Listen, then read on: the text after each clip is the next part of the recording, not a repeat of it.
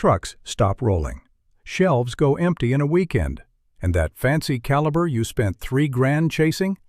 Nobody stocks it in your county. This is the moment every gun owner secretly plans for, and nobody wants to talk about honestly. Because in a real long-haul emergency, the best gun in your safe isn't the most expensive one. It's the one you can actually feed, fix, and keep running when the trucks stop. I've got 8 platforms that pass that test. Watch closely at number 7. It's the one most people on these lists get completely wrong, including the name. And number 1? You're going to argue with me in the comments. That's fine. Let's go.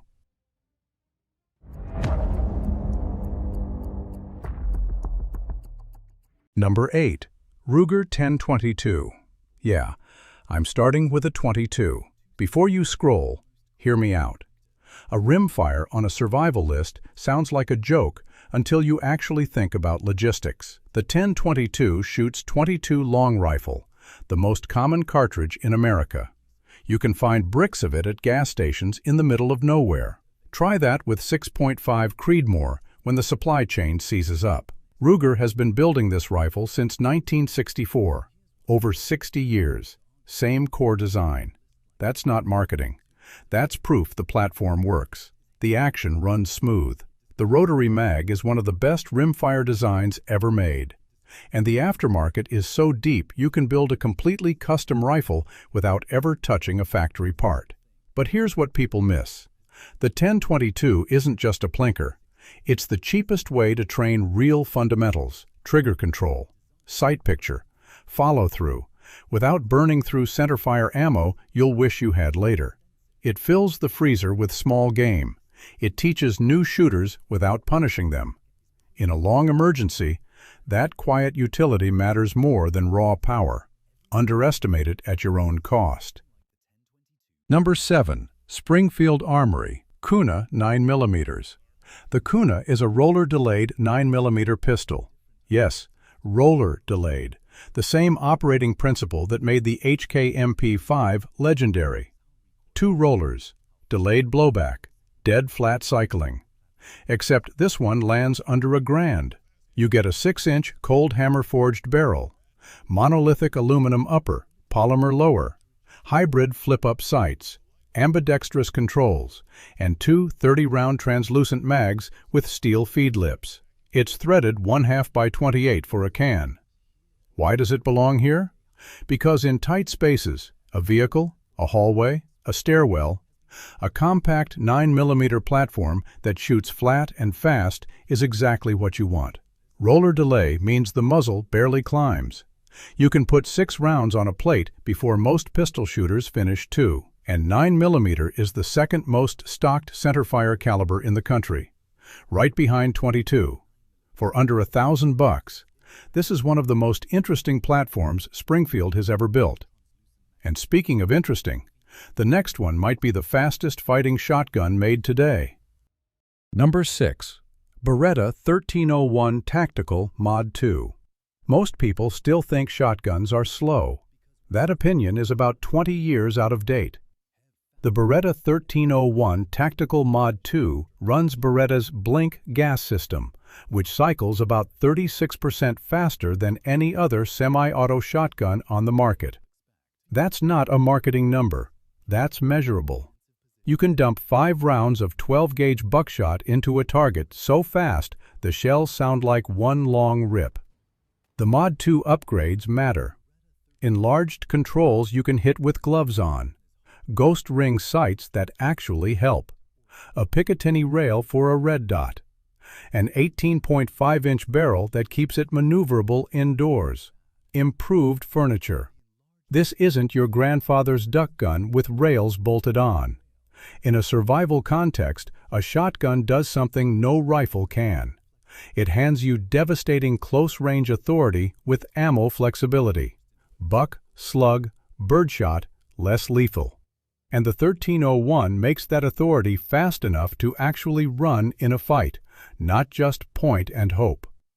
If your idea of a defensive shotgun is still a pump you fumble under stress, you owe yourself a range day with one of these. Number 5. Mossberg 590A1. Now, some of you just heard me hype a semi-auto shotgun, and your response is probably, gas systems clog. Fair. That's why the 590A1 exists. This is the only pump-action 12-gauge to ever pass Mil-Spec 3443G. Not military style, actually pass the tests. Heavy-walled barrel, metal trigger guard, metal safety, parkerized finish, clean-out magazine tube. Every part of this shotgun was built assuming somebody was going to abuse it in the mud and expect it to work. The pump action is the point. No gas cycling to worry about, no delicate springs. You short shell it, mixed loads it, run it wet, run it dry. As long as your hand pumps that forend, the gun feeds. Simple wins when everything is falling apart. The 590A1 doesn't do anything flashy. It just refuses to quit. That's exactly the personality you want in a survival shotgun. If the 1301 is a scalpel, the 590A1 is a crowbar. And sometimes a crowbar is the right tool. Number 4. Springfield Armory M1A. Let's shift gears, because not every survival scenario is close quarters. The M1A is the civilian semi-auto version of the M14, a full-power .308 Winchester battle rifle with roots going straight back to the Garand.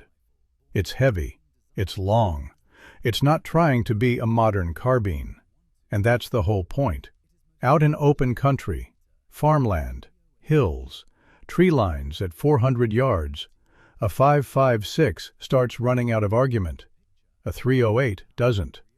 This rifle punches through cover, reaches distance, and puts down anything on this continent with authority. It's also one of the most trusted rifle designs of the last 70 years, with a parts network that isn't going anywhere.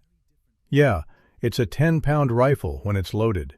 Yeah, 20-round mags aren't small. But if your terrain is rural and your engagements might be measured in hundreds of yards instead of dozens, an M1A earns every ounce it carries. Number 3. Glock 19 Gen 5. I don't need to sell you on the Glock 19. You already know. Gen 5 refined it in ways that actually matter. They dropped the finger grooves people hated, added a flared magwell so reloads under stress are smoother, ambidextrous slide stop, marksman barrel, NDLC finish that shrugs off holster wear and weather. This is the version that took decades of feedback and finally shipped a clean answer. Here's the real argument. In a long emergency, the pistol you understand at a reflex level beats the pistol you have to think about. The Glock 19 has trained more American shooters than any other handgun in modern history. Cops carry it. Contractors carry it. Your neighbor probably has one. That means parts, magazines, holsters, and instruction exist in every corner of this country. You don't put a Glock 19 on this list because it's exciting. You put it on this list because when your hand goes for a pistol at 3 a.m., muscle memory is worth more than any spec sheet. Number 2. Ruger Mini 14 Tactical.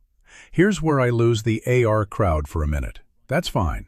The Mini 14 Tactical shoots the same 5.56 NATO as an AR-15, holds 20 rounds, cycles semi-auto, and does it with a Garand-style rotating bolt and a fixed piston gas system that basically cleans itself. The tactical model gives you a 16.12-inch barrel, flash hider, adjustable sights, and threaded muzzle. Some versions add a folding stock, so why not just buy an AR? 2 reasons. 1. The Mini doesn't look like an AR. In restrictive states, in rural counties, at a traffic stop, in a hotel case, that lower profile can be a real quiet advantage. It reads as a ranch rifle, not a rifle-shaped political argument. 2. The piston system runs cleaner in neglect. No direct gas fouling the bolt carrier. You can go a lot of rounds between cleanings and the gun keeps eating. It doesn't have infinite modularity. It's not the cheapest 5.56 you can buy. But the Mini 14 Tactical is a working rifle that doesn't announce itself, and in a long breakdown, that matters more than people admit. Number 1. Smith Wesson M&P 15 Sport 3. You saw this coming, and if you're already typing a comment, hear me out first. The Sport 3 isn't number one because it's the best AR-15. It isn't. There are better ARs.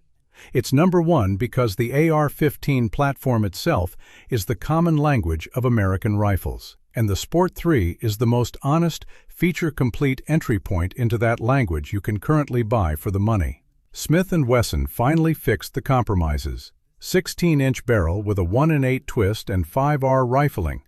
That twist rate stabilizes everything from 55-grain plinkers to 77-grain match rounds.